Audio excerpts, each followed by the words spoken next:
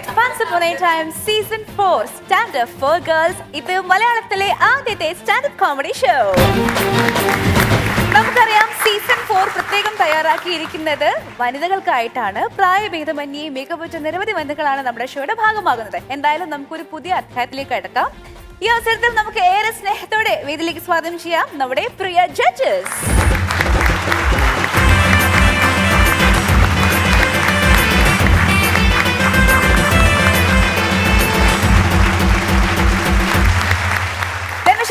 സ്വാഗതം രചന, സ്വാഗതം. ഞാൻ ഇൻട്രോയിൽ പറഞ്ഞു നമ്മുടെ ഷോയിൽ ഇപ്പം പ്രായഭേദമന്യേ കൊച്ചു കുട്ടികൾ മുതൽ മുതിർന്നവർ വരെ സ്റ്റാൻഡപ്പിന് വരാൻ പോവുകയാണ്. ടീച്ചറായിട്ടൊക്കെ വർക്ക് ചെയ്യുന്നില്ലേ? സ്റ്റാൻഡപ്പ് ഷെയ്ഡിൽ ഏതെങ്കിലും കുട്ടികളെ സ്കൂളിൽ പഠിപ്പിച്ചിട്ടുണ്ടോ? ഇല്ല, ആ സമയത്ത് സ്റ്റാൻഡപ്പ് അത്ര പോപ്പുലർ അല്ലല്ലോ. ഇല്ല അല്ല, ഞാനൊന്ന് പഠിപ്പിക്കുന്ന സമയത്ത് അത്ര പോപ്പുലർ അല്ല. സ്റ്റാൻഡപ്പ് അത്ര പോപ്പുലർ ആണെന്നുള്ളതല്ല, പക്ഷെ നമ്മളോട് കുറച്ച് നർമ്മം പറയുന്ന അല്ലെങ്കിൽ പഠിപ്പിക്കുന്ന സമയത്ത് നർമ്മം ഉപയോഗിക്കുന്ന അധ്യാപകരെ നമുക്ക് വലിയ ഇഷ്ടമാണ്. ക്ലാസ്സിലിരുന്ന് ഈ ജോക്സ് ക്രാക്ക് ചെയ്യുന്ന കുറെ കുട്ടികൾ ഉണ്ടായിരിക്കുമല്ലോ, അങ്ങനെയൊക്കെ. ഒരു ദേവൻ ഉണ്ടായിരുന്നു, ഒരു ജോൺ സ്കോട്ട് ഉണ്ടായിരുന്നു. ആഹാ, ദേവനും ജോൺ സ്കോട്ടും.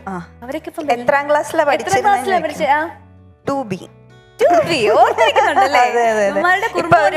ഒക്കെ കഴിഞ്ഞു കാണും. വലിയ കുട്ടികളായിട്ടുണ്ട്.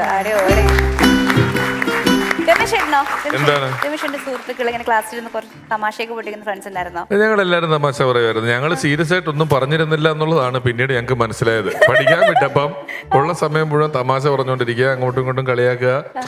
അതൊക്കെ ഈ ചില തമാശകൾ ആ നിമിഷത്തിൽ അവിടെ ചിരിക്കുന്ന അത്രയും മറ്റൊരു സ്ഥലത്ത് പിന്നീട് ചിരിച്ചോളണമെന്നോ അതിനത്ര നർമ്മം തോന്നിക്കൊള്ളണമെന്നോ ഉള്ള നിർബന്ധങ്ങളില്ല. ചില സന്ദർഭങ്ങളിൽ എന്തിനാ തമാശ പറയുന്നത്? ഞാനൊക്കെ സ്കൂളിൽ പഠിക്കുമ്പം ഏറ്റവും വലിയ പ്രശ്നം ഈ സൈലന്റ് പ്രേയറിനായിരുന്നു. വെറുതെ കൈകൂപ്പി നിൽക്കാൻ പറയുമ്പോ അങ്ങോട്ടും ഇങ്ങോട്ടും നോക്കിയിട്ട് ചിരി അടക്കി പിടിച്ചിട്ട് ഇത് എവിടുന്നാ ഈ ചിരി വരുന്നേ, എന്തിനാ നമ്മൾ ചിരിക്കുന്നത്, ഇവിടെ ഇപ്പൊ ചിരിക്കാൻ മാത്രം എന്തുണ്ടെന്നൊന്നും അറിയില്ലെങ്കിലും ഈ സൈലന്റ് പ്രേയറിനെ നമ്മൾ അറിയാണ്ട് ചിരിച്ചു പോകും. പിന്നെ എനിക്കൊക്കെ ചെറിയ ചെറിയ ഇങ്ങനെ ഇരിക്കും, ഞാൻ വെറുതെ ഇങ്ങനെ ചില സൗണ്ടുകൾ ഉണ്ടാക്കി ചിരിപ്പിച്ചിട്ട് അവനെ അടി കൊള്ളിക്കുക, അങ്ങനെയുള്ള പല പല പരിപാടികളൊക്കെ. അതിനുവേണ്ടി വലിയ കോർഡിനേഷൻ ഒക്കെ നടത്തുമായിരുന്നു, ചിരിപ്പിക്കാൻ വേണ്ടി അടി കൊള്ളിക്കാൻ വേണ്ടിയിട്ടൊക്കെ. ഞങ്ങളുടെ ഒരു എലിസബത്ത് ടീച്ചർ ഉണ്ടായിരുന്നു. ഞാൻ പറഞ്ഞിട്ടുണ്ട്, ആ ടീച്ചർ വരുമ്പോൾ ഞാനൊരു ദിവസം പറഞ്ഞു നമുക്ക് എല്ലാവർക്കും കൂടെ ഇന്ന് വന്നിട്ട് ഗുഡ് മോർണിംഗ് ടീച്ചർ എന്ന് പറയുന്ന കൂട്ടത്തിൽ ഞാനും എൻ്റെ കൂട്ടുകാരനും മാത്രം ഗുഡ് മോർണിംഗ് ചേച്ചി എന്ന് പറയുന്നത് തീരുമാനിച്ചു. എല്ലാവരും 40 പിള്ളേർ ഒന്നിച്ച് പറയുമല്ലേ, അതിന്റെ കൂട്ടത്തിൽ ഒരു ചേച്ചി കയറി പൊക്കോളൂ എന്ന് പറഞ്ഞിട്ട് ഞാൻ ബാക്കിയുള്ള 20 ബോയ്സിനോടും ഗുഡ് മോർണിംഗ് കഴിഞ്ഞ് നിർത്തണം എന്ന് കോൺട്രാക്ട് ചെയ്തു. എന്തൊരു പാടാണ്. ഇന്റർവെല്ലിന്റെ സമയത്ത് 20 പേരോടും കോർഡിനേറ്റ് ചെയ്ത് പറഞ്ഞു ഒരിക്കലും ബാക്കി ഗുഡ് മോർണിംഗ് കഴിഞ്ഞ് നിർത്തണമെന്ന് പറഞ്ഞു. ടീച്ചർ ഒന്നും എല്ലാരും കൂടെ എണീറ്റിട്ട് ഗുഡ് മോർണിംഗ് എന്ന് പറഞ്ഞപ്പോൾ വിജേഷ് മാത്രം ചേച്ചി എന്നൊരൊറ്റ വിളി വിളിച്ച് ടീച്ചർ അവനെ പിടിച്ചു. പക്ഷേ അവൻ പറഞ്ഞു ഇവൻ പറഞ്ഞിട്ടാന്ന്. പിന്നെ ഇത്ര ഒരു കോർഡിനേഷനും അതിൻ്റെ ഇടയിൽ നടന്നിട്ടുണ്ടല്ലോ. ബുദ്ധിയുള്ള ടീച്ചർ അന്ന് തന്നെ എനിക്ക് അതിന് വേണ്ട ഗിഫ്റ്റുകൾ തരികയും ചെയ്തു. ഈ വിഷയങ്ങൾക്ക് അപ്പുറം ഒരുപാട് വിഷയങ്ങൾ നമ്മുടെ എപ്പിസോഡിൽ വരാനുണ്ട്. അതിലേക്കൊക്കെ കടക്കാം. അതിന് മുൻപായിട്ട് I would like to request our judges to take the seats, please.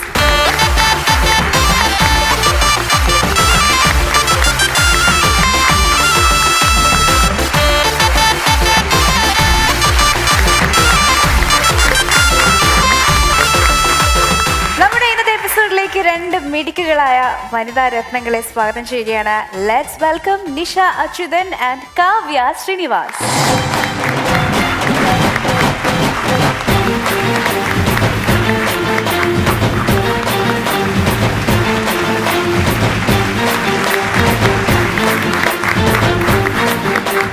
Welcome back Nisha Achuthan. Hearty welcome Kavya. ഇദ്ദേഹം ഇതിന് മുൻപ് ഇവിടെ വന്ന് നല്ലൊരു തകർപ്പൻ പെർഫോമൻസ് ഒക്കെ കഴിഞ്ഞു പോയ ആളാണ്. ഇദ്ദേഹം പുതിയ ആളാണ്. കാവ്യ എവിടുന്നാ വരുന്നേ? കൊടുങ്ങല്ലൂരിന്നാ വരുന്നേ. എന്താ ചെയ്യുന്നേ? ചുമ്മാ വീട്ടിലിരിക്കുകയാണ്. ലൈക്ക് മാരീഡ് ആണോ? കുട്ടികളുണ്ടോ? ഹൗസ് വൈഫ് ആണോ? Housewife. കുഞ്ഞുങ്ങളുണ്ടോ? ഉണ്ട്. എത്ര പേരാ? 2 പേരുണ്ട്. 2 പേരുണ്ട്. ചുമ്മാ വെറുതെ ഇരുന്നപ്പോഴത്തേക്കും എന്നാ പിന്നെ സ്റ്റാൻഡപ്പ് കോമഡി ചെയ്ത് കളയാന്ന് തീരുമാനിച്ചു വന്നതാണോ? അതാരെങ്കിലും ഇൻസ്പയർ ചെയ്തോ? ആരെങ്കിലും മോട്ടിവേറ്റ് ചെയ്തോ? ഇല്ല, അപ്പൊ അങ്ങനെ ആഡ് കണ്ടു ചുമ്മാ. എപ്പോഴെങ്കിലും ഏതെങ്കിലും വേദിയിൽ ഇതുപോലെ തമാശകളൊക്കെ പിടിച്ചിട്ടുണ്ടോ? ഉണ്ട്. എപ്പോ? സ്റ്റാൻഡപ്പ് കോമഡി തന്നെ സ്റ്റാൻഡപ്പ് കോമഡി മുൻപ് ചെയ്തിട്ടുണ്ട്. മുൻകാല എക്സ്പീരിയൻസ് ഉള്ള ആളാണ്. നിഷ അച്യുതൻ, വെൽക്കം. എന്തായി അന്ന് ഇവിടെ പരിപാടി അവതരിപ്പിച്ച് പോയതിനു ശേഷം എന്തൊക്കെയാണ് സംഭവിച്ചത്?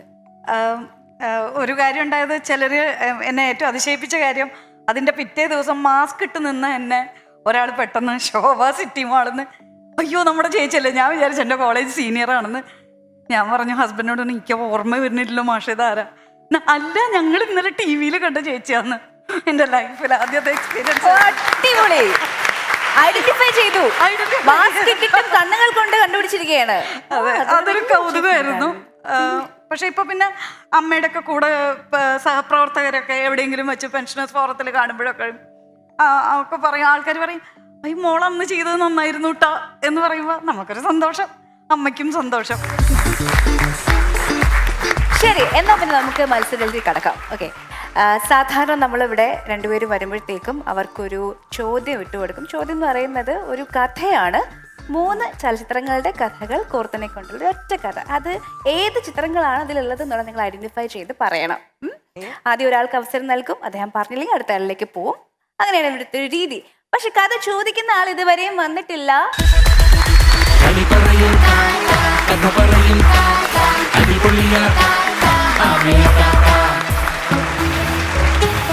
എല്ലാവർക്കും സലാം. നമസ്കാരം. നമസ്കാരം താത്ത. അതെ താത്ത ഇപ്പൊ നമ്മുടെ പരിപാടിയിൽ ഒരു പുതിയ ആഡ് ഓൺ ആണല്ലോ. അതെ താത്ത ഇപ്പൊ ഇവരെല്ലാരും അങ്ങോട്ടും ഇങ്ങോട്ടും ചോദിക്കുന്നുണ്ട്, ഈ പരിപാടിയിൽ വന്നിട്ട് എന്താണ് പൊതുജനങ്ങൾ പറയുന്നത്? ഇപ്പൊ പറഞ്ഞു അവരെ മാസ്ക് വെച്ചിട്ട് പോലും ആൾക്കാർ തിരിച്ചറിഞ്ഞു. താത്ത പണ്ടേ സെലിബ്രിറ്റി ആണ്, എന്നാലും ഈ പരിപാടിയിൽ വന്നിട്ട് ഞാനത് പറയാൻ പറയായിരുന്നു. ഒരു കല്യാണ ചക്കനും പെണ്ണും പിണങ്ങിപ്പോയിന്നേ. ഞാനൊരു കല്യാണ വീട്ടിൽ ചെന്നു കഴിഞ്ഞപ്പോ ഈ ആൾക്കാർ കൂടെ എന്റെ കൂടെ ഫോട്ടോ എടുക്കാനായിട്ട് ഇങ്ങനെ മത്സരിക്കണ്. അതായത് ചെറുക്കനും പെണ്ണിന് ഈഗോ അടിച്ചിട്ട് അവർ ഇറങ്ങിപ്പോയി കളഞ്ഞു. എല്ലാവർക്കും നല്ല അഭിപ്രായ. നല്ല പരിപാടിയിൽ മാത്രമല്ല ഞാൻ പങ്കെടുക്കുള്ളൂ. അത് നല്ല പരിപാടിയിൽ മാത്രമല്ല, ഇപ്പൊ ഒരു തുണി എടുക്കാൻ ചെന്ന് കഴിഞ്ഞാൽ ആ തുണി നല്ലതാണോ ചീത്തയാണോ, അതിന് കീറിയിട്ടുണ്ടോ, അതിന്റെ ഇഴ കീറി പരിശോധിച്ച് ഒരു 5-6 മണിക്കൂർ അവിടെ നിന്ന് നല്ലതാണോ എന്ന് നോക്കിയിട്ടേ ഞാൻ എടുക്കുള്ളൂ. അതുപോലെ പച്ചക്കറി കടയിൽ ചെന്ന് കഴിഞ്ഞാൽ അത് ഞങ്ങൾ ഓടിച്ചെന്നിങ്ങനെ മേടിക്കൂല. ഞാൻ ഓരോ സാധനം എടുത്ത് നോക്കി പുയ്ത്തതാണോ മണത്തതാണോ ചീഞ്ഞതാണോ എന്നൊക്കെ നോക്കി, നല്ലതാണോ എന്നൊക്കെ നോക്കി, വെണ്ടക്കയുടെ തുമ്പ് വരെ ഓടിച്ചു നോക്കി മൂത്തതാണോ നോക്കിയിട്ടൊക്കെ ഞാൻ മേടിക്കുള്ളൂ. 2-3 മണിക്കൂർ ഞാൻ അവിടെ ചെലവഴിക്കും. അതെന്താന്ന് വെച്ചാൽ കല്യാണത്തിന് പറ്റിയ അബദ്ധം എനിക്ക് പിന്നെ പറ്റരുത്, അതുകൊണ്ടാണ്. അപ്പൊ ഇനി കഥ വായിക്കട്ടെ. 3 കഥ ചേർത്ത ഒറ്റ കഥയാണ്, ശ്രദ്ധിച്ചോ. അച്ഛന്റെ വലിയ ആഗ്രഹമായിരുന്നു മകനെ SI ആക്കണമെന്ന്. മകൻ അതിനു വേണ്ടി പ്രയത്നിക്കുന്നു. എന്നാൽ അച്ഛനെ തല്ലിയ ഗുണ്ടയെ തിരിച്ച് ആക്രമിക്കേണ്ടി വന്നതിനാൽ SI ആവുക എന്ന സ്വപ്നം ഇല്ലാണ്ടാവുന്നു. തുടർന്ന് നായകൻ അമ്മാവനായ കരിംചന്ദിന്റെ ഡിറ്റക്റ്റീവ് ഏജൻസി ഏറ്റെടുത്ത് അത് നടത്തിക്കൊണ്ടുപോകുന്നു. മണ്ടത്തരങ്ങളിലൂടെ പ്രമാദമായ പല കേസുകളും തെളിയിക്കുന്നു. അങ്ങനെ സഹദേവൻ പ്രശസ്തനായ ഒരു CID ആയി മാറുന്നു. നാട്ടിലെ എല്ലാവരും ഇങ്ങനെ ഒരു രക്ഷകൻ ഉള്ളത് തിരിച്ചറിയുന്നു. അയാൾ തൻ്റെ പേര് ബസ്സിൻ്റെ ഒരു സൈഡിൽ എഴുതി വയ്ക്കുന്നു. എന്നാൽ മറ്റൊരാൾ നായകന്റെ പേരിൽ നാട്ടിൽ അതിക്രമങ്ങൾ ചെയ്തു കൂട്ടുന്നു. ഒടുവിൽ ഒരു പള്ളിപ്പെരുന്നാളിൽ വെച്ച് വില്ലനെ തോൽപ്പിച്ച് താനാണ് യഥാർത്ഥ സൂപ്പർ ഹീറോ എന്ന് അയാൾ തെളിയിക്കുന്നു. നല്ല കഥ, സൂപ്പർ കഥ അല്ലേ? നല്ല കഥയാണ്. ആലോചിച്ച് തെരഞ്ഞെടുത്ത് ആദ്യം കാവ്യ പറയൂ. കാവ്യക്കാണ് അവസരം. കിരീടം, CID മൂസ, മിന്നൽ മുരളി. ഒരു കൺഫ്യൂഷൻ ഇല്ലായിരുന്നു. അടിപൊളി. മനസ്സിലായിരുന്നോ സിനിമകള്? മനസ്സിലായിണ്ടായിരുന്നു, പക്ഷെ മിന്നൽ മുരളി തന്നെയാണോ എന്ന് സംശയം, കൺഫ്യൂഷൻ ഉണ്ടായിരുന്നു അല്ലേ? കാവ്യ എന്തായാലും 3 ചോദ്യങ്ങൾക്ക് ഉത്തരം പറഞ്ഞിട്ടുണ്ട്. അടുത്തയാൾക്ക് ചാൻസ് വേണ്ടേ? കഥ വേണ്ടേ? ഒന്ന് നോക്കാലോ. കേട്ടോ. കമ്പനിയുടെ നിർദ്ദേശപ്രകാരം ഒരു കോളനി ഒഴിപ്പിക്കാൻ എത്തിയതാണ് നായകൻ. പക്ഷേ അവിടെ അവന് നേരിടാൻ ഉണ്ടായത് റാവുത്തർ, ഇരുമ്പ് ജോൺ, കണ്ണൻ ശ്രാങ്ക് തുടങ്ങിയ ഒരു കൂട്ടം ഗുണ്ടകളെയായിരുന്നു. പക്ഷേ അവിചാരിതമായി അവൻ ഒരു പെണ്ണ് കാണൽ ചടങ്ങിൽ എത്തിപ്പെട്ടു. ചായയുമായി എത്തിയ ആ ഉയരം കുറഞ്ഞ പെൺകുട്ടി അവനെ കൂനൻ കൂനൻ എന്ന് വിളിച്ച് അധിക്ഷേപിച്ചു. വിഷമത്തോടെ അവൻ അവിടെ നിന്നും ഇറങ്ങിയ വിമൽ കുമാർ തൻ്റെ ടെലിഫോൺ ബൂത്തിൽ എത്തിച്ചേരുന്നു. ടെലിഫോൺ ബൂത്തിൽ നിന്നും ഹോസ്റ്റൽ വാർഡനെ വിളിക്കുന്ന നായകനോട് വാർഡൻ കമ്പിളിപ്പുതപ്പ് കമ്പിളിപ്പുതപ്പ് എന്ന് പറയുന്നു. പക്ഷെ നായകൻ അത് കേൾക്കുന്നില്ല. അടിപൊളി കഥ. ആദ്യത്തത് വിയറ്റ്നാം കോളനി. ആ ആ പിന്നെ രണ്ടാമത് വന്നത് ആ ആ ആ ഭാഗം എന്ന് പറയൂ, ഏ കഥയിൽ തന്നെ ഒരു ക്ലൂ ഉണ്ടായിരുന്നു. കൂനൻ കൂനൻ എന്ന് വിളിച്ച് കുഞ്ഞിക്കൂനൻ. രണ്ടാമത് കുഞ്ഞിക്കൂനായിരുന്നു. മൂന്നാമത് റാംജി റോസ്ലി. Correct. അയ്യോ ഇത് രണ്ടുപേർക്കും കൊടുത്ത രണ്ടുപേരും ഉത്തരം പറഞ്ഞല്ലോ താത്ത. അപ്പൊ നമുക്കൊരു കാര്യം ചെയ്യാം. താത്ത ഒരു കുസൃതി ചോദ്യം ചോദിക്കണേ. അപ്പൊ അറിയാലോ ഇതിൽ ആരാ ആദ്യം പെർഫോം ചെയ്യാൻ പോകുന്നതെന്ന്. രാജമാണിക്യത്തിന്റെ ചോദ്യം ചോദിക്കും. ആദ്യം കൈവക്കണം കേട്ടോ. അപ്പൊ നിങ്ങൾ ടൈ ആയ കാരണം താത്ത ഒരു കുസൃതി ചോദ്യം ചോദിക്കും. അതിന് കൃത്യമായിട്ട് ഉത്തരം പറയുന്ന ആൾക്കാർക്കും ചാൻസ്. ആയിക്കോട്ടെ, ചോദിക്കട്ടെ. രാജമാണിക്യം എന്ന സിനിമയിൽ മമ്മൂട്ടിയാണ് അഭിനയിച്ചത്, ശരിയല്ലേ? അതെ. പക്ഷേ സിനിമയിൽ നായകൻ ആരാണ്? ശ്രദ്ധിച്ച് കേൾക്കുക. കൈപൊക്കി പറയേ. ബെല്ലാരി രാജ്. ബെല്ലാരി രാജേഷ്. ആ അടുത്ത അടുത്ത ആള് പറഞ്ഞു. രാജമാണിക്യം എന്ന സിനിമയിൽ മമ്മൂട്ടിയാണ് അഭിനയിച്ചത്, പക്ഷേ സിനിമയിൽ നായകൻ ആരാണ്? അയ്യോ അതിലാരാ നായകൻ എന്ന് എനിക്ക് അറിയില്ല. എന്റെ ക്ലൂ മനസ്സിലായാ? ക്ലൂ മനസ്സിലായി. എന്താണ് clue? പക്ഷേ സിനിമയിലെ നായകൻ ആരാന്നാ ചോദിച്ചത്. ആ അറിയാവുന്നവര് പറഞ്ഞു, അറിയാവുന്നവര് പറഞ്ഞു. അറിയാവുന്നവർ പറഞ്ഞു. മോഹൻലാലാണ് പക്ഷേ സിനിമയിലെ നായകൻ. ആയി പോയല്ലോ. അപ്പൊ ഏതായാലും പകുതി അവിടെ പറഞ്ഞോളൂ, പകുതിയോടും പറഞ്ഞില്ല. ഇവിടെ ക്ലൂ കൊടുത്ത് ഇവിടെ പറയിപ്പിച്ചു. അപ്പൊ എന്തായാലും ഇവിടെയാണ് ജയിച്ചേക്കണത്. അതൊരു കുടില തന്ത്രമായിരുന്നു. കാലക്കൻ ചോദ്യമായിരുന്നു കേട്ടോ. എന്നെ സമ്മതിക്കണമല്ലേ? പിന്നല്ലേ എന്റെ താത്തയല്ലേ. ഞാൻ സമ്മതിക്കില്ല. അപ്പോൾ ഈ സെഗ്മെന്റ് കഴിയുമ്പോഴത്തേക്കും സ്റ്റാൻഡപ്പ് കോമഡി അവതരിപ്പിക്കാനുള്ള ചാൻസ് കിട്ടിയിരിക്കുന്നത് നിഷ അച്യുതനാണ്. She will be performing. Yes.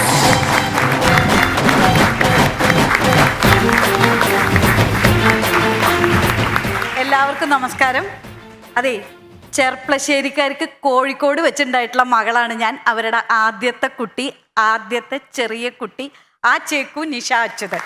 ഞാൻ വളർന്നത് തേഞ്ഞിപ്പാലം, മലപ്പുറം ജില്ല. പിന്നെ പഠിച്ചത് തൃശ്ശൂര്. അതാണ് എൻ്റെ തൃശ്ശൂർ കണക്ഷൻ. അത് കഴിഞ്ഞ് പിന്നെ ഈ ജോലി, കല്യാണം, കുട്ടി, കുടുംബം അങ്ങനെയൊക്കെ ആയിട്ടൊരു ബാംഗ്ലൂർ മലയാളിയായിട്ട് കുറച്ച് കൊല്ലം അവിടെ താമസിച്ചു. ഇപ്പോൾ ബാംഗ്ലൂരും തിരുവനന്തപുരമായിട്ട് ജോലി കാര്യങ്ങളായിട്ട് അങ്ങനെ പോണു. അടിസ്ഥാനപരമായിട്ടൊരു എൻജിനീയറാണ്. പക്ഷേ എന്നിരുന്നാലും സ്റ്റാൻഡപ്പ് കോമഡി എന്ന മോഹവുമായി രണ്ടാമതും വന്നു നിൽക്കുന്നത് ഫൺസ് അപ്പോൺ എ ടൈമിൻ്റെ വേദി. എന്നെ പോലെ ഒരാൾ ഇതുപോലൊരു സ്ഥലത്ത് വന്നു എന്ന് പറയുമ്പോൾ എൻ്റെ പ്രധാന പ്രശ്നം എന്താണെന്നറിയോ? നമുക്ക് എല്ലാവർക്കും ഒരുപോലെ മനസ്സിലാവണ ഒരു ടോപ്പിക് എടുത്ത്, ഒരു വിഷയം എടുത്ത് സംസാരിക്കണമല്ലോ. അപ്പോൾ ജനറേഷൻ ഗ്യാപ്പാണ്. അപ്പോൾ എന്താണെങ്കിലും ശരി, ഞാനൊന്ന് ആലോചിച്ച് കഴിഞ്ഞപ്പോൾ, നിങ്ങളെല്ലാവരും കൂടെ കണ്ടു കഴിഞ്ഞപ്പോൾ എനിക്കൊരു ടോപ്പിക് കിട്ടി. നമുക്ക് പ്രേമത്തിനെ പറ്റി സംസാരിക്കാം. എന്താ അഭിപ്രായം? ഓക്കെ. ഞാൻ നോക്കുമ്പോണ്ടല്ലോ ഒരുവിധം എല്ലാവർക്കും ഒരു പ്രേമം ഉണ്ടായിട്ടുണ്ടാവും. വൺ വേ ട്രാഫിക് ആണെങ്കിലും കുഴപ്പമില്ല, ഉണ്ടായിട്ടുണ്ട്. ഇനിയിപ്പോൾ ഒരു പ്രേമം ഇല്ലാത്ത ഒരാളാന്ന് വിചാരിച്ചു കഴിഞ്ഞാൽ കഷ്ടകാലത്തിന് നിങ്ങൾ ഒരാളും പ്രേമിച്ചിട്ടില്ല എന്ന് വിചാരിക്കുക. നിങ്ങളറിയുന്ന നിങ്ങളുടെ ഒരു സുഹൃത്തിന്, അതല്ലെങ്കിൽ നിങ്ങളുടെ ഒരു അടുത്ത ബന്ധുവിന് ഒരു വൻ പ്രണയം ഉണ്ടായിട്ടുണ്ട്. അതിൻ്റെ ഏറ്റക്കുറച്ചിൽ കാര്യങ്ങളൊക്കെ നിങ്ങൾക്ക് വളരെ കൃത്യമായിട്ട് അറിയാം. അതൊന്നാമത്തെ കാര്യം. ഇതിന് രണ്ടാമത്തെ ഒരു കാര്യം കൂടിയുണ്ട്. അതായത് ഞാൻ ഈ കോളേജിലൊക്കെ പഠിക്കുന്ന കാലത്ത് തന്നെ ഈ പ്രേമത്തിനെ പറ്റി നമ്മൾ ഈ സംശയം ചോദിച്ചു പോകുന്ന ചില ആൾക്കാരുണ്ട്. എന്ത് ചെയ്യൂടാ, എന്താ വേണ്ടേ, അങ്ങനെ എൻ്റെ അടുത്ത് എനിക്ക് അറിഞ്ഞൂടാ. കുറേ പേര് വന്ന് സംശയം ചോദിക്കണം. അങ്ങനെ ഒരാൾക്ക് ഈ കോളേജ് പഠിക്കുന്ന കാലത്ത് ഒരാൾ വന്ന് സംശയം ചോദിച്ചു. ഞാൻ വേണ്ട ഉപദേശങ്ങൾ നൽകി, ആത്മവിശ്വാസം നൽകി. എന്തിനു പറയണു, 3 മണിക്കൂർ കഴിഞ്ഞപ്പോൾ അയാൾ എൻ്റെ അടുത്ത് വന്നിട്ട് തന്നെ പ്രണയാഭ്യർത്ഥന നടത്തി. 3 കൊല്ലം കഴിഞ്ഞ് ഞങ്ങൾ കല്യാണം കഴിച്ചു. ഇപ്പോൾ എലിജിബിലിറ്റിയുടെ കാര്യം തീരുമാനമായല്ലോ. പ്രേമത്തിനെ പറ്റി പറയാനുള്ള കുറച്ചൊക്കെ. അപ്പോൾ ഞാൻ ഈ പ്രേമത്തിനെ പറ്റി ആലോചിക്കുമ്പോൾ നമ്മുടെ പ്രേമത്തിനോടുള്ള മനോഭാവത്തെ പറ്റിയാണ് ഞാൻ ആലോചിക്കുന്നത്. പ്രേമത്തിനുള്ള മനോഭാവം ഞാൻ നോക്കുമ്പോൾ ഒരുവിധം എല്ലാവർക്കും ഈ മലയാളിയുടെ മനോഭാവം എങ്ങനെയാ അറിയോ? ഇന്നസെൻ്റ് ആയിട്ടും പറഞ്ഞ മാതിരി വളരെ നല്ല അഭിപ്രായമാണ് പൊതുവെ. എന്നാൽ ഈ ചില ആൾക്കാർക്ക് ഇപ്പോൾ അവരുടെ കൂട്ടുകാരുടെ ഒക്കെ പ്രേമാണെങ്കിൽ ഭയങ്കര കട്ട സപ്പോർട്ടായിരിക്കും. സ്വന്തം പ്രേമാണെന്നുണ്ടെങ്കിൽ മനോഹരം, ഉദാത്തം. സുഹൃത്തിൻ്റെ ആണെങ്കിൽ കട്ട സപ്പോർട്ട്. എന്നാലും ചില കശ്മലന്മാരും കുശുംബന്മാരും നിങ്ങളോട് പറയും അവള് വേണ്ട, ഇവള് വേണ്ട, സീൻ കോൺട്ര. അതൊന്നും ഗവനിക്കരുത്. എന്നാൽ ഈ പ്രേമത്തിനോടുള്ള ഈ മനോഹര മനോഭാവം ചില സമയങ്ങളിൽ കുറേശ്ശെ ഒന്നങ്ങോട്ട് മാറും. എപ്പോഴെന്നറിയോ? ഈ പറഞ്ഞ പ്രേമകഥയിലെ നായകൻ, നായിക, നമ്മുടെ സ്വന്തം സഹോദരൻ, സഹോദരി, മകൻ, മകൾ, ഭർത്താവ്, ഭാര്യ ഒക്കെ ആയി വരുമ്പോൾ ആ ഒരു മനോഭാവത്തിൽ സ്വാഭാവികമായും ചില മാറ്റങ്ങൾ വരും. പക്ഷേ ഈ പൊതുവെ ഈ പ്രേമത്തിനോടുള്ള ഈ മനോഭാവം ഇങ്ങനെ ആയത് എന്താന്ന് പലപ്പോഴും ആലോചിച്ചിട്ടുണ്ടോ? എനിക്ക് തോന്നുന്നത് എന്തറിയോ, ഞാൻ ആലോചിച്ച് നോക്കിയിട്ട് നമുക്ക് നമ്മുടെ മതവിശ്വാസം മാതാപിതാക്കളിൽ നിന്ന് ലഭിക്കുന്നു എന്ന് പറയുന്നുണ്ട് എന്ന മാതിരി ഞാൻ ആലോചിച്ച് നോക്കിയിട്ട് ഈ പ്രേമത്തിനോടുള്ള മനോഭാവവും പ്രണയവും രണ്ടും ജീവിതശൈലി രോഗങ്ങളാണ്. അതായത് ഇത് രണ്ടും എന്ന് പ്രാസം ഒപ്പിച്ച് പറഞ്ഞത് കൊണ്ടല്ല, അതോ രണ്ടും പഞ്ചാര എന്നൊരു ചെല്ലപ്പേരുള്ളത് കൊണ്ടും കൂടിയല്ല. രണ്ടും മാതാപിതാക്കളായിട്ട് ഉണ്ടാക്കി തരുന്ന സാധനം മാത്രമാണ്. അപ്പൊ ഈ അതുപോലെ ഇത്രയും കാലം കടന്നു പോയിട്ടുണ്ടല്ലോ, ഞാൻ ഇതുവരെ പ്രേമത്തിന് എവിടെയും നല്ല പേരൊന്നും കണ്ടിട്ടില്ല. ഭയങ്കര, പ്രത്യേകിച്ച് പ്രേമവിവാഹമാണെങ്കിൽ ഭയങ്കര മോശമായിട്ടാണ് ആൾക്കാർ കണക്കാക്കിയിരുന്നത്. രണ്ടിടത്താണ് നല്ല പേര് കാണുകയുള്ളൂ. ഒന്ന് പുസ്തകങ്ങളിൽ അഭിജ്ഞാന ശാകുന്തളം, വാ വാ വാ, അതുപോലെ പുസ്തകങ്ങൾ, സിനിമ, ഇതിനൊക്കെ നല്ല പേരാ. വീട്ടിൽ ചെന്നാൽ വിവരം വേറെ, അറിയുന്നവർക്ക് അറിയാം. അപ്പോൾ ഇങ്ങനെയായിട്ട് നിൽക്കുന്ന സമയത്ത് നമ്മൾ എന്ത് ചെയ്യണം? നമ്മൾ ഈ മനോഭാവം ഇങ്ങനെയായ സ്ഥിതിക്ക് നമ്മൾ എന്ത് ചെയ്യണം? ഇത് ജീവിതശൈലി രോഗമാണല്ലോ, നമ്മളിത് തുടർന്ന് കൊണ്ടുപോകാൻ പാടില്ല. അതുകൊണ്ട് ഞാൻ എന്നെ തന്നെ ഒന്ന് മാറ്റി ചിന്തിക്കാമെന്ന് വിചാരിച്ചു. പക്ഷെ കാരണം വേറൊന്നും കൂടിയുണ്ട്. എന്താണെന്നറിയോ? പ്രേമത്തിന് ഇവരുടെ കാഴ്ചപ്പാടൊന്നും വിഷയമല്ല. പ്രേമത്തിൻ്റെ ഒരു പ്രത്യേക രീതിയാണ്. അതിപ്പോൾ നമ്മൾ ആരോ മാർക്ക് ഇട്ടിട്ട് വെള്ളത്തിനോട് ആ വഴി പോകാൻ പറഞ്ഞാൽ വെള്ളം പോകുമല്ല, അത് താണ നിലത്തേ നീരോടും എന്ന് പറഞ്ഞ മാതിരി വെള്ളം അതിൻ്റെ വഴിക്ക് പോകും. അതുപോലെ പ്രണയം എത്ര അതിര് കെട്ടി തിരിച്ച് വളച്ച് നിർത്തിയാലും അതിന് വേണ്ട വഴിയെ ഒഴുകി അങ്ങോട്ട് പരക്കും. എങ്ങനെ മനസ്സിലായിന്നാ? അനുഭവം ഗുരു, അത്രേ പറയാനുള്ളൂ. പിന്നെ കുറച്ച് കാലം കഴിഞ്ഞപ്പോൾ ഇപ്പം ഈ ഒരു സാഹചര്യം വന്ന സ്ഥിതിക്ക്, ജീവിതശൈലി രോഗമാണെന്ന് ഞാൻ തിരിച്ചറിഞ്ഞ സ്ഥിതിക്ക് ഞാൻ അതിന് എന്തെങ്കിലും നടപടികൾ എടുക്കണമല്ലോ. ഞാൻ സ്വയം പുരോഗമനപരമായി ചിന്തിക്കുന്ന ഒരു അമ്മയായി സ്വയം പ്രഖ്യാപിച്ചു. I M A progressive mom. Okay, ഇത് ഞാൻ സ്വയം തീരുമാനിച്ചിട്ട് വല്ല കാര്യമുണ്ടോ? പണ്ട് കാലത്ത് ദമ്പതി സ്നാനമൊക്കെ നടത്തിയിട്ട് എനിക്ക് കിട്ടിയ ഒരു മോനുണ്ട്. ഞാൻ ഇവനോട് എന്ന് പറഞ്ഞു, ഇടാ മോനെ, നീ വലുതായിട്ട് കല്യാണം കഴിക്കണം എന്നൊക്കെ ആലോചിക്കുന്നുണ്ടെങ്കിൽ നീ സ്വന്തം നിലയ്ക്ക് പെൺകുട്ടീനെ കണ്ടുപിടിച്ച് കല്യാണം കഴിച്ചോ, അമ്മ അതിൽ ഇടപെടാൻ ഉദ്ദേശിക്കുന്നില്ല എന്ന് പറയും. കുട്ടിയാന്ന് പറഞ്ഞു. പക്ഷെ ഇത് കേൾക്കുമ്പോൾ നിങ്ങൾക്ക് തോന്നുന്നുണ്ടാവും ഞാൻ പ്രേമവിവാഹം നടത്തിയത് കൊണ്ടാണ് എനിക്ക് അറേഞ്ച്ഡ് മാരേജിനോട് താല്പര്യമില്ലാത്തതെന്ന്. അല്ല, ഇതിപ്പോ മറ്റേ പവനായി വന്നിട്ട് മലപ്പുറം കത്തി വേണോ അമ്പും വില്ലും വേണോ എന്ന് ചോദിച്ച മാതിരി രണ്ടായാലും എൻഡ് റിസൾട്ട് ഒന്നാ. ഒരു കാര്യമില്ല അവിടെ. എൻ്റെ പ്രശ്നം വേറെയാ. ഞാൻ സ്വയം എടുത്ത തീരുമാനത്തിൻ്റെ പുറത്ത് നടത്തിയ കല്യാണത്തിൻ്റെ ക്ഷീണം ഇപ്പോഴും ഒരു 25 കൊല്ലമായിട്ട് ഇങ്ങനെ മെയ്യെ കുറഞ്ഞു വരുന്നേ ഉള്ളൂ. അതിൻ്റെ ഇടയിൽ കൂടെ വേണമെങ്കിൽ ഇപ്പം ഞാൻ അവൻ്റെ കല്യാണത്തിൻ്റെ അടുത്ത തീരുമാനത്തിൻ്റെ ക്ഷീണം കൂടെ ഞാൻ സഹിക്കാൻ സാധിക്കില്ല. വയ്യാത്തോണ്ട് മാത്രമാണ്. അപ്പോൾ ഈ നിലയ്ക്ക് പോണ സ്ഥിതിക്ക് അമ്മ പ്രോഗ്രസീവ് ആണെങ്കിലും അല്ലെങ്കിലും അമ്മയ്ക്ക് അമ്മയുടേതായ വേവലാതിയാണല്ലോ. അങ്ങനെ ഇരിക്കുമ്പോൾ ഒരു ദിവസം ഞാൻ അവനോട് ചോദിച്ചു, എന്താ വല്ലതും നടക്കുമോ, എങ്ങനെ പോണു കാര്യങ്ങൾ എന്ന് ചോദിച്ചപ്പോൾ ഇവൻ എന്നെ ഞെട്ടിച്ചുകൊണ്ട് പറയല്ലേ, അമ്മേ എനിക്ക് മുടി പിന്നിടാൻ പഠിപ്പിച്ചു തന്നെ. ഞാൻ ചോദിച്ചു, അതെന്തിനാ? മുടി പിന്നിടാൻ അത് ഞാനൊരു ദത്തുപുത്രിയാണ്, എനിക്കൊരു കുട്ടീനെ ദത്തെടുത്തു കഴിഞ്ഞാൽ അതിൻ്റെ മുടി കെട്ടിക്കൊടുക്കാനാണെന്ന് പറഞ്ഞു. ഞാൻ ചോദിച്ചു, നീ എന്തിനാ ദത്തെടുക്കണേ? അല്ല, ഇപ്പം പോണ പോക്ക് കണ്ടിട്ട് എനിക്കൊരു ഗേൾ ഫ്രണ്ട് ഉണ്ടായി, അവളെ കല്യാണം കഴിച്ച് എനിക്കൊരു കുട്ടി ഉണ്ടായി, അതിൻ്റെ മുടി കെട്ടാനുള്ള യോഗം ഉണ്ടെന്ന് തോന്നണില്ല. അപ്പോൾ എനിക്ക് കുട്ടി വേണമെങ്കിൽ ദത്തെടുക്കേ വഴിയുള്ളൂ. ദീർഘദർശിയായ മകൻ്റെ വിവരണം കേട്ട് കഴിഞ്ഞപ്പോൾ സ്വാഭാവികമായും പ്രോഗ്രസീവ് അമ്മ ഒന്ന് വരണ്ടു. അപ്പോൾ ഞാൻ പിന്നെ ഉടൻ നമ്മുടെ ഗോപിനാഥ് മുതുകാട് പോലെ ഞാൻ ഇങ്ങോട്ട് മോട്ടിവേഷനിലേക്ക് വന്നു. ഞാൻ പറഞ്ഞു, നീ കുറച്ച് കോൺഫിഡൻസ് ആയിട്ടിരിക്കടാ, നിനക്ക് അതില്ല ഇതില്ല, നീ അങ്ങനെ കഴിവുള്ള അല്ലെ ഇങ്ങനെ. ഇതിങ്ങോട്ട് പറഞ്ഞു വന്ന വഴിക്ക് ചേക്കൻ പറഞ്ഞു, അമ്മ നിർത്തി, ഈ പറഞ്ഞ കാര്യങ്ങളൊക്കെ എനിക്കറിയാം, പക്ഷെ ഈ ഒറ്റ പെൺകുട്ടികൾക്ക് അറിയില്ലല്ലോ എന്ന്. അത് പോയിന്റ്. അപ്പൊ അവന്റെ പ്രശ്നം എന്താന്ന് അവൻ അറിയുന്ന സ്ഥിതിക്ക് പരിഹാരം അവൻ തന്നെ കാണും എന്നൊക്കെ വിചാരിച്ചിട്ട് ഞാൻ കുറച്ചു കാലം അങ്ങനെ നിന്നു. പക്ഷെ പിന്നെയും സഹിയിട്ട് ഞാൻ അവനോട് ചോദിച്ചു, അല്ല കുട്ടാ, വല്ലതും നടക്കുമോ? അമ്മേ, ഒരു ലോങ് ഡിസ്റ്റൻസ് ഓഫർ ഉണ്ടായിരുന്നു, ഞാനത് വേണ്ടാന്ന് വെച്ചു. അതെന്തേ? ഞാൻ പറയാ, ലോങ് ഡിസ്റ്റൻസ് വർക്കൗട്ട് ആവില്ല എന്ന്. ഏത് മൊബൈൽ ഫോൺ ഇല്ലാത്ത കാലത്ത് STD ബൂത്തിലിരുന്ന് ഫോൺ വിളിച്ചിട്ടും 2 പേജ് കവിയാണ്ട് കത്തെഴുതിയിട്ടും ഒരു പ്രണയം 3 കൊല്ലം കൊണ്ടു കിടന്ന് അയാളെ കെട്ടിയേ അവൻ്റെ അമ്മയോടാണ് അവൻ ഈ പറയണേ ലോങ് ഡിസ്റ്റൻസ് വർക്കൗട്ട് ആവില്ലെന്ന്. ഏത് ബാംഗ്ലൂർ കോഴിക്കോട് അത് നടത്തിയത് ഞാൻ. എന്നിട്ട് അവൻ പറയാണ് നടക്കൂലെന്ന്. ശരി, ഞാനൊന്നും പറയാൻ പോയില്ല, ആയിക്കോട്ടെ, സഹായം വേണ്ടെങ്കിൽ വേണ്ട. കുറച്ച് നാൾ കഴിഞ്ഞപ്പോൾ ഞാൻ അവനോട് ചോദിക്കാൻ ചെന്നപ്പോൾ അവൻ പറഞ്ഞു, അമ്മേ ചോദ്യം വേണ്ട, ഞാനൊരു സിറ്റുവേഷൻഷിപ്പിലാണെന്ന്. ഈശ്വര, ഇതെനിക്കൊരു പുതിയ വാക്കായിരുന്നു, സിറ്റുവേഷൻഷിപ്പ്. ആരെങ്കിലും കേട്ടിട്ടുണ്ടോ? ഇല്ല. എനിക്കും അതെ, പുതുതായിരുന്നു. ഞാൻ പിന്നെ സ്വന്തം നിലയ്ക്ക് നമ്മളൊന്ന് അന്വേഷിച്ച് പോകണല്ലോ സാധനം എന്താന്ന്. അപ്പം നോക്കുമ്പോൾ ഈ പുതിയ വാക്ക് വന്ന് ഓക്സ്ഫോർഡ് ഡിക്ഷണറിയുടെ പദസഞ്ചയത്തിൽ ഇക്കഴിഞ്ഞ വർഷം ചേർത്തിട്ടുള്ള പദമാണ്. അപ്പോൾ സിറ്റുവേഷൻഷിപ്പ് എന്താണെന്ന് ഇവൻ വിശദീകരിക്കണം എങ്ങനെയാണ് ചോദിച്ചപ്പോൾ, നിങ്ങൾ ചാറ്റ് ചെയ്യാറുണ്ടോ? ചാറ്റ് ചെയ്യാറുണ്ട്. കാണാറുണ്ടോ? വല്ലപ്പോഴും. സംസാരിക്കാറുണ്ടോ? പിന്നെ സംസാരിക്കും. അപ്പൊ നിങ്ങൾ ഗേൾ ഫ്രണ്ട് ബോയ് ഫ്രണ്ട് അല്ല അമ്മേ, ഞങ്ങൾ girl friend and boy friend അല്ല, ഞങ്ങൾ സിറ്റുവേഷൻഷിപ്പിലാണ്. എൻ്റെ കണ്ണിൽ നോക്കിയിട്ട് വഴിക്ക് കളിക്കുക എന്ന് പറയും, ഒരു ഉറപ്പില്ലാണ്ടേ. ആണോ അല്ലേ? അപ്പം മാത്രമാണ് സിറ്റുവേഷൻഷിപ്പ്. ശരി ആയിക്കോട്ടെ, അതും നമ്മൾ വിട്ടു. കുറെ കാലം കഴിഞ്ഞപ്പോൾ പിന്നെ എനിക്ക് തോന്നി സിറ്റുവേഷൻഷിപ്പിൻ്റെ സിറ്റുവേഷൻ എന്താണെന്ന് അറിയണ്ടേ. അപ്പോൾ അവനോട് ചോദിച്ചു, അല്ല എന്തായി കുട്ടാ നീ ചോദിച്ചപ്പോൾ അവൻ എന്നെ ദേഷ്യവും ദൈന്യതയും ഒരുപോലെ സമം ചേർത്തിട്ട് എൻ്റെ ഒരു നോട്ടം നോക്കി. അപ്പം എനിക്കൊരു കാര്യം മനസ്സിലായി. ഫ്രണ്ട്ഷിപ്പ് ആണെങ്കിലും സിറ്റുവേഷൻഷിപ്പ് ആണെങ്കിലും റിലേഷൻഷിപ്പ് ആണെങ്കിലും ബ്രേക്കപ്പ് എന്തായാലും ഉണ്ടാവും. ബ്രേക്കപ്പ് വന്നു കഴിഞ്ഞാൽ പിന്നെ നമുക്ക് ഒരൊറ്റ വഴിയേ ഉള്ളൂ. എന്താ വേണ്ട? റീബൗണ്ട്, സമയം കൊടുക്കണം. പിന്നെ നമ്മൾ സമയം കൊടുത്ത് സാവകാശമായപ്പോൾ ഞാൻ ഈ കുട്ടിയോട് പിന്നെയും ചോദിച്ചു, എടാ അമ്മയുടെ വേവലാതി കൊണ്ടാണ്, അമ്മ നിന്നെ ഹെൽപ്പ് ചെയ്യണോ? അമ്മയ്ക്ക് ഇക്കാര്യത്തിൽ മുൻപരിചയമുള്ള കാര്യം നിനക്കറിയാലോ, എന്തെങ്കിലും ഹെൽപ്പ് നിനക്ക് എങ്ങനത്തെ കുട്ടികളെ താല്പര്യം എന്നെങ്കിലും പറയേ. അവൻ എന്നെ ഒന്ന് വിശദമായി ഒന്ന് നോക്കി, എൻ്റെ അടുത്തിരുന്ന് ഭക്ഷണം കഴിക്കുന്ന എൻ്റെ ഭർത്താവിനെയും നോക്കി. എന്നിട്ട് പറഞ്ഞു, അമ്മേ അമ്മയുടെ സെലക്ഷൻ ഞാൻ കണ്ടു, എനിക്ക് അമ്മയുടെ യാതൊരു സഹായവും വേണ്ടെന്ന് പറഞ്ഞു. നിങ്ങളിപ്പോൾ ചിരിക്കാൻ മാത്രം, നിങ്ങൾ എൻ്റെ സെലക്ഷനൊന്നും കണ്ടിട്ടില്ലല്ലോ. എൻ്റെ സെലക്ഷൻ വളരെ നല്ലതാണ്. ഒന്നുമില്ലെങ്കിൽ 10-25 കൊല്ലായില്ലേ, എന്തെങ്കിലും ഉണ്ട്. അപ്പോൾ ഈ സിറ്റുവേഷൻഷിപ്പ്, റൊമാൻസ്, റിലേഷൻഷിപ്പ് ഇങ്ങനത്തെ ഉള്ള കാര്യങ്ങളെ പറ്റി കൂടുതൽ ഗവേഷിച്ച് പഠിച്ച് ഞാൻ ഇനി വീണ്ടും വരുന്നതായിരിക്കും. അതുവരേക്ക് ആച്ചേക്കു സൈനിങ് ഓഫ്. നിഷ അച്യുതൻ വീണ്ടും കലക്കി കേട്ടോ. അടിപൊളിയായിരുന്നു, നന്നായിരുന്നു, നല്ല എനർജി ഉണ്ടായിരുന്നു. ചേച്ചിയുടെ സെലക്ഷൻ നല്ലതായിരുന്നു ഞങ്ങൾക്ക് തോന്നുന്നുണ്ട് കേട്ടോ. Because you seem very happy here and it is one of the reason you are here അല്ലേ? Okay, nice. ചേട്ടാ, ഒരു സ്റ്റാൻഡപ്പ് കോമഡി എന്നുള്ളതിനപ്പുറം ചില വൈകുന്നേരങ്ങളിൽ അയലോക്കത്തുള്ള ചേച്ചിമാരെന്നിട്ട് എടിയും മറ്റവനോട് ഞാനത് പറഞ്ഞിട്ട് ഇത് പറഞ്ഞില്ലെന്ന് പറഞ്ഞ് ഞങ്ങൾ വേവലാതി ആവലാതിയും പറയുന്നത് ഇത് കഥയുള്ള ജീവിതമാണ് എന്ന് തെറ്റിദ്ധരിച്ചിട്ടുണ്ടോ എന്ന് വരെ ഞാൻ സംശയിക്കുന്നു. കഥ സെന്റിമെന്റ്സ് ഇല്ല എന്ന് മാത്രമേ ഉള്ളൂ. എന്നിട്ട് ഇപ്പൊ അവനൊരു പ്രേമം സെറ്റിലായോ? ഇല്ല. ആയോ?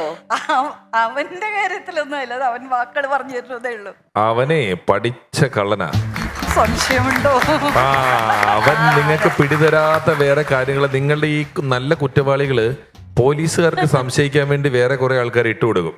യഥാർത്ഥ കുറ്റവാളി വേറെടുത്ത് ഒളിഞ്ഞിരിക്കും എന്ന് പറഞ്ഞ പോലെ അവൻ നിങ്ങൾക്ക് സംശയിക്കാൻ പല സിറ്റുവേഷൻഷിപ്പും അതും ഇതും ഒക്കെ തരുന്നുണ്ട്. അവൻ വേറെ ഓപ്പറേഷനിലാണ്.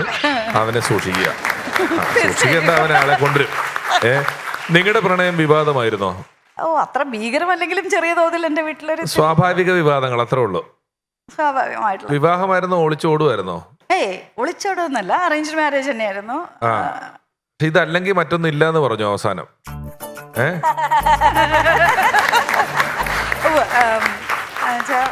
വീട്ടിൽ പറയേണ്ട ഒരു സാഹചര്യമായിരുന്നു. അച്ഛൻ മാട്രിമോണിയിൽ കൊടുക്കാം എന്നൊക്കെ പറഞ്ഞു. അപ്പൊ സ്വാഭാവികമായിട്ടും ഞാൻ പറഞ്ഞു, എന്നെ കല്യാണം കഴിക്കാൻ ആഗ്രഹിക്കുന്നുണ്ട് എന്ന് പറഞ്ഞ ഒരാളുണ്ട് എന്ന് പറഞ്ഞു.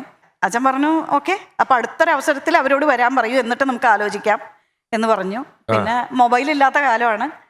അടുത്ത തവണ ഈ കക്ഷി വിളിച്ചപ്പോൾ ഞാൻ പറഞ്ഞു, അതെ വീട്ടിൽ പറയേണ്ടി വന്നു, ഇങ്ങനെ പറഞ്ഞു, വീട്ടിൽ നിന്ന് ആൾക്കാരെ വിട്ടോളൂ എന്ന്. അങ്ങനെ പിന്നെ അവിടുന്ന് ആള് വന്നു, ഫോർമാലിറ്റീസ് അതുപോലെ അങ്ങോട്ട് പോയി. അതെ അതെ. അല്ല, അപ്പൊ ഞാൻ ചോദിക്കുന്നത്, ഈ മാട്രിമോണി കൊടുക്കുമ്പോ എന്നെ കല്യാണം കഴിക്കണം എന്ന് പറഞ്ഞ് നടക്കുന്ന ഒരാളുണ്ട് എന്ന് പറയുന്നതിന് മുമ്പേ നിങ്ങൾ തമ്മിൽ പ്രേമമുണ്ട് നല്ലോണം, അല്ലാതെ വെറുതെ വന്ന് കല്യാണം കഴിക്കണം എന്ന് പറയുമല്ല ചെയ്തത്. അല്ല ആള് ചോദിച്ചത് അങ്ങനെയാണ്. പക്ഷെ അത് കഴിഞ്ഞ ഈ പ്രണയിക്കുന്ന സമയത്ത് ആദ്യം തന്ന ഗിഫ്റ്റ് എന്തായിരുന്നു? ഒരു ഓഡിയോ കാസറ്റ് ആയിരുന്നു, യേശുദാസിന്റെ ഹിന്ദി പാട്ടുകളുടെ ഒരു കളക്ഷൻ. ഞാൻ വിചാരിച്ചേ ഓഡിയോ കാസറ്റ് എന്ന് പറഞ്ഞപ്പോഴേ എനിക്കൊരു അനുഭവം ഉണ്ട്. എനിക്ക് കോളേജ് പഠിക്കുമ്പോൾ പ്രണയം ഉണ്ടായിരുന്നു. അപ്പോൾ ഞങ്ങള് സന്ദേശങ്ങൾ കൈമാറുന്നത് ഓഡിയോ കാസറ്റില് ഞങ്ങളുടെ വർത്തമാനം റെക്കോർഡ് ചെയ്തിട്ടുണ്ടായിരുന്നു. അങ്ങനെ അച്ഛൻ പിടിച്ചു. അച്ഛൻ എന്നും ഉച്ചയ്ക്ക് ഉറങ്ങാൻ കിടക്കുമ്പോ ഓഡിയോ കാസറ്റ് പ്ലേ ചെയ്ത് അതെ, ഒരു അച്ഛൻ രാവിലെ ഭക്തിഗാനമാണെന്ന് ഓർത്തെടുത്തിട്ട് കിടന്നപ്പം പ്രിയപ്പെട്ട രചന അറിയുന്നതിന് ചക്കരക്കുട്ട എന്റെ പൊന്നെ മുത്തേ കരളെ മറന്നിരിക്കുന്നു. അയ്യോ, എന്റെ പ്രണയത്തിലേക്ക് കൊണ്ടുപോയല്ലോ നിഷ ചേച്ചി. മാത്രമല്ല, ഗംഭീര പ്രകടനമായിരുന്നു, നല്ല പെർഫോമൻസ് ആയിരുന്നു. ഈ പറഞ്ഞ പോലെ നമുക്കുണ്ടായിട്ടുള്ള പല അനുഭവങ്ങളും ഷെയർ ചെയ്യുന്നതിന്റെ ഒരു സുഖം, ആ ഒരു സന്തോഷം, അതെല്ലാം മുഖത്തുണ്ടായിരുന്നു. ഉള്ളിൽ തട്ടിയിട്ടാണ് പ്രസന്റ് ചെയ്തത്. കുറച്ചും കൂടിയും എനിക്ക് തോന്നിയ ഒരു ഹംബിൾ സജഷനാണ്. കുറച്ചും കൂടി എനിക്ക് തോന്നിയത് പിഷു നേരത്തെ സൂചിപ്പിച്ചതുപോലെ ഒരു സ്റ്റാൻഡപ്പ് കോമഡിയിലേക്കുള്ള ചില ഘടകങ്ങൾ ഇതിലേക്ക് ആഡ് ചെയ്ത് കഴിഞ്ഞാൽ ഒന്നും കൂടി നമുക്ക് ഉഷാറാക്കാൻ പറ്റും എന്ന് തോന്നുന്നു. അപ്പോൾ നല്ല നല്ല വിഷയങ്ങളുമായിട്ട് ഇനിയും വരണം. തീർച്ചയായും. All the best Nisha Achuthan. കാണാം.